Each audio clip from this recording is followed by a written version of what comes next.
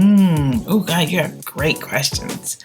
Again, who in the hell writes these questions? I know you do, but my God, these are great. Wow. I thought this was going to be an easy question. Usually you get to the last question. It's like, just take it home. That is a really good question. So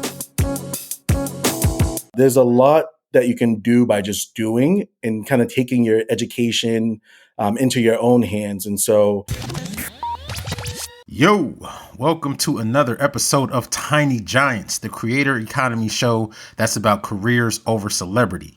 I am your host, Adeola, your favorite former 400-pounder getting you fit on all things creator economy. So you just heard a snippet, a taste from today's guest, Mr. Lindsey Gamble. Lindsey Gamble is the Associate Director of Influence Innovation at Mavrck, an all-in-one influencer marketing platform. With years of experience working with top enterprise consumer brands on influencer marketing campaigns, Lindsey uses his deep understanding of the creator economy to help brands experiment and break into new trends in the creator economy. In addition to his work at Mavrck, Lindsey also publishes a weekly newsletter, keeping readers updated on the latest news, trends, and insights in the creator economy. Lindsey's expertise has been recognized by several industry publications, with Business Insider naming him as a rising star in the creator economy and LinkedIn naming him as one of the top voices in the creator economy. His insights have also been featured in digital publications such as Vogue Business,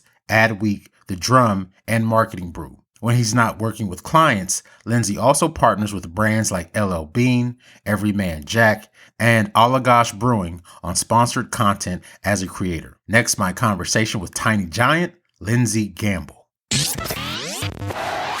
Lindsey, thanks so much for joining me. man, I'm happy to be here. Yes. I am excited for this one, folks, because, it's rare that you have someone with your experience who's hitting on both sides of the fence, right? So not only are you on the agency side, but you're also a creator yourself. It's like that old Biggie line. I'm not only a client, I'm the player president. You know what I'm saying? So we got the chairman of the board in the building, but no one starts off where you are, right? Everybody has an origin story. So tell us that story, take us on that journey, because, in theory, you could have done anything, right? You could have been, a writer, you could have been a musician, you could have been the president, you could have done anything, but you landed where you landed. So tell us that story and take us on that journey on how you found your focus. First, thanks again for having me. I'm honored to be on here and be able to share about my background and what I'm doing and everything else. But my journey is, I would like to say, unique like everyone else's, right? I'm born and raised in Boston, Massachusetts. I lived in Roxbury the majority of my life. I think one of the biggest pieces of my life that had an impact is I lived in Boston, but I used to go to school out in Reading, which is a suburb. So from first grade to all the way through high school, I'm living in an area with people that look like me,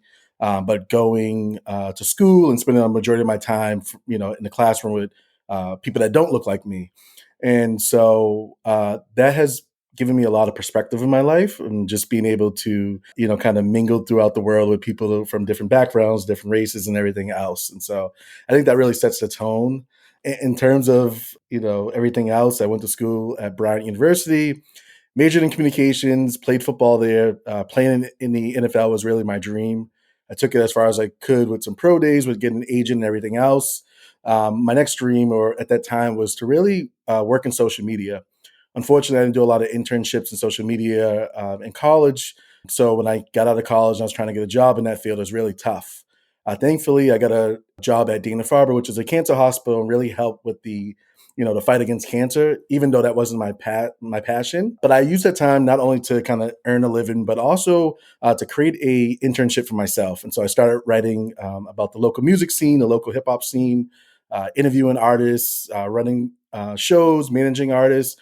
I got to interview the Kendrick Lamars of the world, the Earth Gangs, a lot of, well-established talent. Eventually, I did enough on that front where I had the experience to be able to kind of pitch my skill set and prove that I can work in the social media field. So I went to an agency for 6 months in influencer marketing, got laid off after 6 months, and then that brought me to Mavrck, where I am today. I've been working at Mavrck for the last 4 years, where all-in-one influencer marketing platform. We basically help brands run influencer marketing campaigns with creators.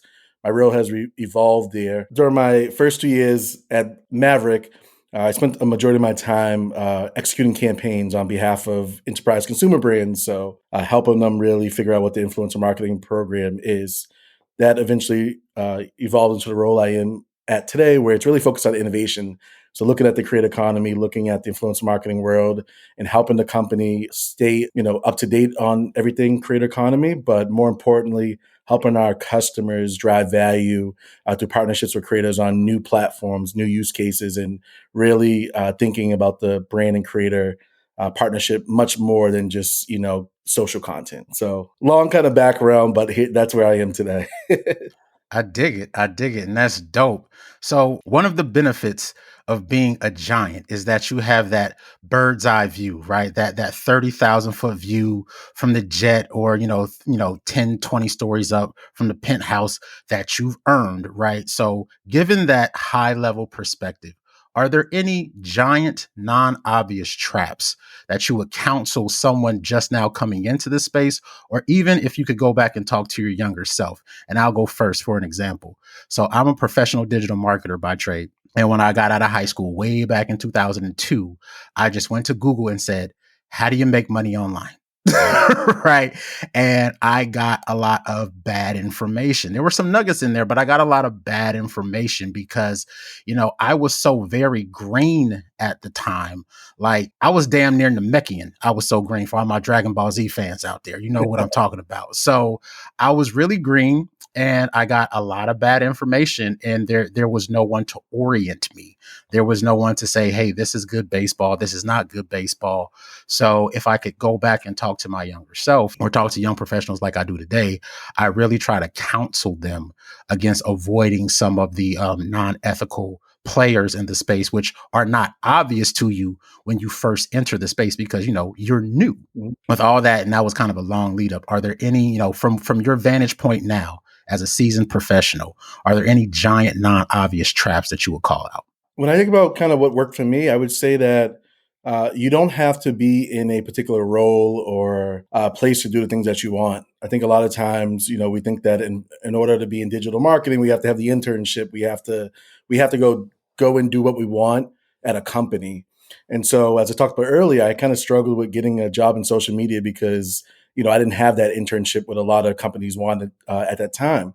And so, I think for anyone, whether it's influencer marketing, digital marketing, or hey, you want to be a personal trainer, there's a lot that you can do by just doing and kind of taking your education into your own hands. And so you can become an influencer marketing expert by writing about it, by kind of doing all the things you can do within your power to get that experience that you may think that you need to get from a bigger company. And so a lot of times when I talk to folks, they often want to kind of make the transition to the creator economy industry, and they feel like they have to get a job to make that official transition. But kind of thinking about what I said earlier is like I used that music blog as a way to like do what I want to do. And while, it led to spend a lot more time, it helped out in showing the companies that I want to go work for that I can do this without having to actually, do the job at that particular company. It takes additional effort, but you'll get a lot closer by trying to do the job that you want to do, whatever it is. I dig it. I dig it. Sage advice.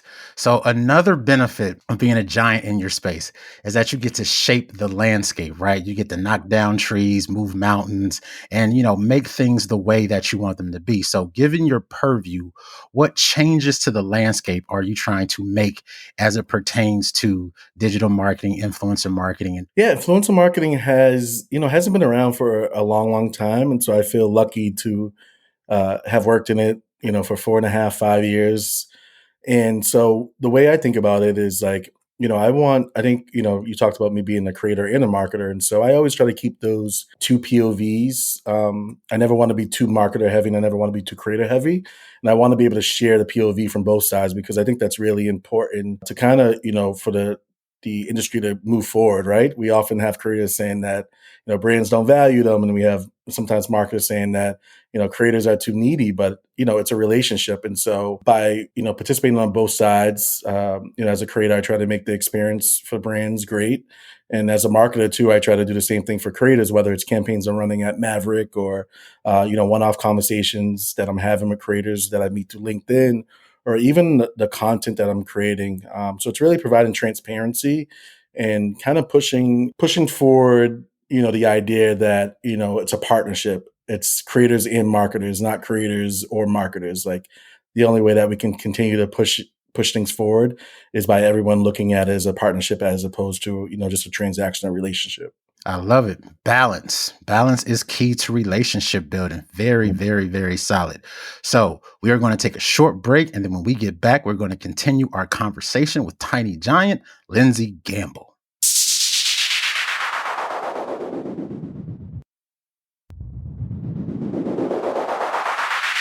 And we're back. So, Lindsey, I want to get a parental perspective from you, and that's irrespective if you have kids or not, because I am of the firm belief that you do not have to have children to be a parent, because there's this old proverb that says it takes a village. And just part of my story, I have benefited from that village heavily. There are a lot of folks who have poured into me. So if there's a young person who you mentor, who you pour into, who you care about, guess what? You're part of that village, and that meets the criteria of being a parent. So given that, with everything that we've talked about, sort of the two stats on which this podcast is founded. The first one is that Lego and Harris Poll did a study and found that 3 times as many children wanted to be YouTubers than astronauts. And then the second one was more recently, I want to say October of 2022. So just a few months ago, as of this recording, Adobe did a global survey worldwide, six countries around the world did a global study and found that 49%, almost 50% of Gen Z intend to pursue content creation as a career. And I have 3 children. I have a 13-year-old, a 9-year-old, and a 6-year-old. And that sort of gives me pause a little bit because of this little thing called the law of large numbers, right? So the bigger something is, the wider the base, the more noise it's going to be, and the more difficult it's going to be to break through. And so that being said, to be clear, I'm not a negative daddy. Like, I'm very encouraging for my children, but like, this is something that I don't think they're taking into account. So again, given your perspective, given your experience, how would you counsel someone like me who has young children who want to be creators, but also with the knowledge that, again, if everybody wants, it's kind of like basketball or rapping, right? Like, if everybody wants to go into the league, right, you're looking at the top 0.01%, right? Not the top 1%, the top 0.01%, because everybody got a hoop dream. You know what I mean? So it's my concern is that it's going to be sort of the same sort of setup as it pertains to creators based on the Adobe research. So given those 2 data points, what would you say to someone like me? That's a great question. I don't have kids at the moment, but we're trying. So I hope to have the privilege to be in that position. You highlighted 2 really, great studies and data points that reflect where we are today. It's probably a little different because I'm not a dad and I'm not in that situation or a parent. But, I talked about my dream, wanting to play in the NFL. It didn't happen, but I think the great thing about it, I don't have any regrets. I wish that, I was able to accomplish that, but I took it as far as I wanted to take, or I could take it at that time. And so I think it's the same thing around being a creator. We only have one life to live, right? And I think we get fulfilled by doing the things that we want. And so I would, encourage any parents that have kids that want to kind of go that route that's a little untraditional to, kind of empower them with it, right? As kids, we dream about things that seem impossible to, the people around us. And then as we get older, we hear a lot of pushback from our peers, from colleagues, from the world that kind of, put it down and kind of have us not follow those dreams. And so right now, the creator economy is heating up. And so, think about it from 5-10 years from now, there's going to be a lot more examples of people being able to be creators and entrepreneurs and kind of follow their passions. And so obviously it's a little tougher as an individual contributor, as a creator, to make that money in living, similar to it is to get to the NBA and the NFL. And so you're going to have those kids that want to do that. Maybe they're not going to be successful in doing it, but at least they can kind of pursue that dream. And if they have to go the traditional route and get a 9 to 5, there's nothing wrong with that. Also, there's kind of like what I do today, where I have a job that I can pay the bills and steady, but I also do some creative work on the other side. So I'm able to,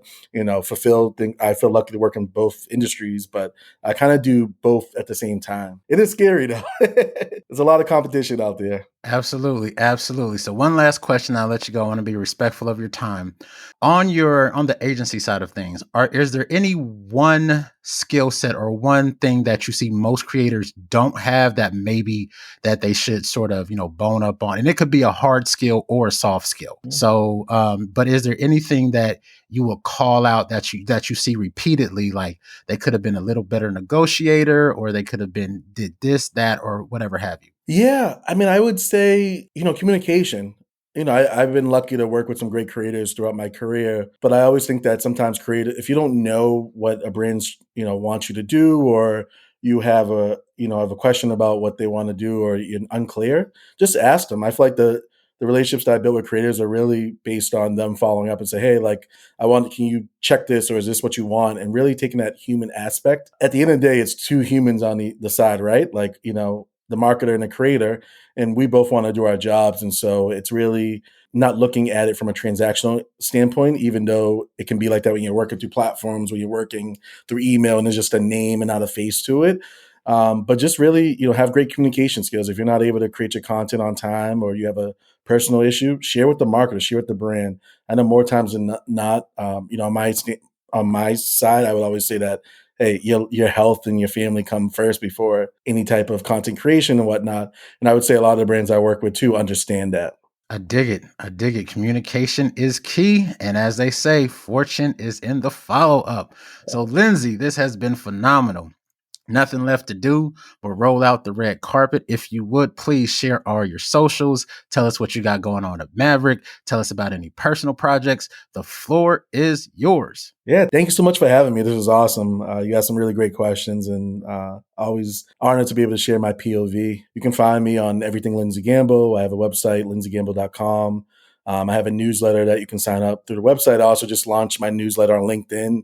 LinkedIn's a big platform for me. So anyone that's listening that wants to connect or follow my content or just say hi, hit me up on LinkedIn, Twitter. I always love having conversations with people, from creators to marketers to just other folks in the industry. And I try to be pretty responsive. In terms of projects and stuff, just excited for the new year and to do my part with helping, Mavrck be the best place for creators and marketers through influencer campaigns and some of our other relationships. Just excited to kind of see what else evolves in the creator economy and, do my part to push it forward and build those relationships. Absolutely. Lindsey, thanks so much for your time. Thank you. I appreciate it, man. Tiny Giants is an audio companion to and the first chapter of my first book, Beyond Buzzwords. Social media, mobile, and other marketing buzzwords ain't the half of it. Available on Amazon. If you enjoyed this podcast, chances are good you'll like the book too. I'm proud to say that while the book has aged, it's not dated. Sure, some examples could be freshened up, but strategically, it's as rock solid as the day it was written. Not every author can say that. I encourage you to pick it up and leave me a rating and review. It really helps. I have like 1 rating on that book from my mom because she loves me, and I'm positive that you'll love it too. Head on over to tinygiants.tech for more episodes and whatever else I have going on. While you're there, leave me a voicemail with your question, comment, or feedback for improvement. I may play that voice recording on a future episode as I answer your question or address your concern. If you, your company, or school needs help with college, career, and creator readiness strategy, or to book me to speak, drop me a line at t@tinygiants.tech. If you or someone you know is doing big things in small or not so small niches, or as we like to call them, tiny giants, and they will make a great guest for the show, email me at t@tinygiants.tech. Thanks for listening, and remember, you get big by going small, but to prioritize career over celebrity. But no matter what you choose, know that I'm rooting for you.